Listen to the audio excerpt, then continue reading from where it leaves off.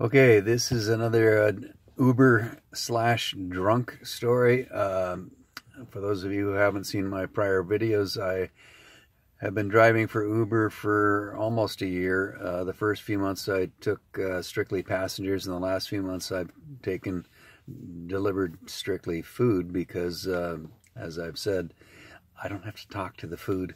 The food doesn't talk to me. It's a beautiful thing, and not that I've shared before. 95% of my passengers, my human passengers, were awesome people, had wonderful conversations.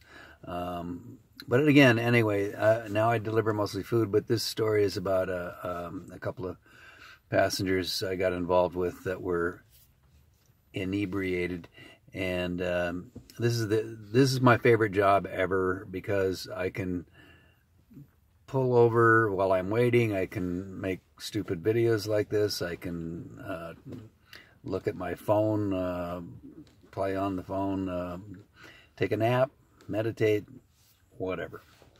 So anyway, I'm picking up these this person. It's a woman at a. Turns out it was a video poker place that sells alcohol, and I had to go in to get her. She came back out with me. She gets in the car. She seemed fine at this point, and but the first thing she says when she gets in the car is, "We're not going to where it says on the app." And I said, "Okay." So it's like mystery time, and you know, I don't know how this is going to affect my fare at this point. This was early on in my Ubering, so. Anyway, we ended up going to another video poker place. As it turns out, her boyfriend at the first place was not happy with the amount of money she was gambling. I learned this later.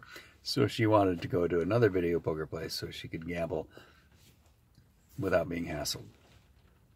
So she says, "I'll just be a few minutes." I said, "Fine." I get paid for the wait time. So I sit outside this video poker place for like 15 minutes. She comes out completely blottoed. I mean, totally snockered, if that's a word. Just wasted. And it's like she had downed a couple of half gallons while she was in there. So, and then she says, "Okay, I'm ready. Are you to take me home?" And so I start driving her home. It wasn't very far, but in the few minutes on her way there, I don't even know what we were talking about, but she started stroking the hair on the back of my head. She just reached over and started gently, very gently, and softly caressing the hair on the back of my head and calling me honey and things. And you know, for some reason, I didn't think that was odd at the time, and or you know, I thought it was, you know, I just assumed everyone wants to stroke the hair on the back of my head. No, I'm kidding. I have no idea what she was doing. Anyway, so we get to her home, and she can't find her keys. She needs her keys to get in the house, mainly to get out of my frickin' car. So after a couple minutes of searching for her keys, she throws her purse in my lap. I mean, literally just dumps it in my lap and says, "You find my keys for me." And you know, I'm not comfortable going through my wife's purse, let alone a strange woman's purse. And but I wanted her the hell out of my car, so I start looking through her purse, and I come across this huge wad of $50 and $20 bills, and I'm going, what is this? And who is she? And anyway, I can't find the keys. I hand her back the purse with the money in it, and she ends up calling her boyfriend back at the original video place. Tells her that she can't find her keys. He has a set of keys. So she says, "Will you take me back to the first place?" And so I did. I took her back to the first place. Her boyfriend comes out. She called him again, said she was there. He comes out, huge guy, like 6'5", huge, of course. And I'm going, you know, this is far more than I signed up for. But I'm a nice guy, so I was trying to help her out. He ends up, she had to talk him into getting into the car. He's got the keys. on the way back, I'm taking them home. He turns out he's more on my side than her side. But on the way home, they start asking me if I want to be their personal driver. Seriously, I go, he'd like to be our personal driver during the week, and I just played it off as much as I could. I go, who the hell are these people?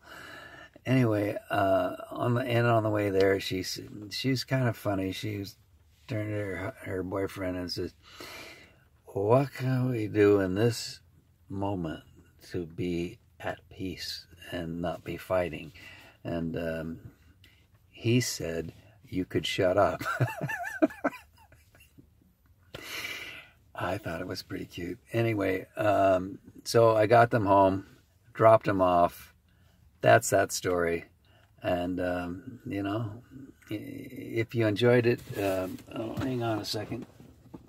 If you enjoyed it, and if you could send me about $500,000 so we could get this movie going that's based on my memoir, Hungry Tigers, A Candid Account of Addiction Recovery by Gary Swoboda. That's me. That would be great. There's a couple guys that have already written the screenplay. It's ready to rock and roll. We just need some funding. And, of course, you would be a producer, executive producer, whatever they call it. And when the movie made money, you would make money. And it was just going to be a beautiful thing. Alrighty then. Have a nice day. Thanks for coming by. Peace out.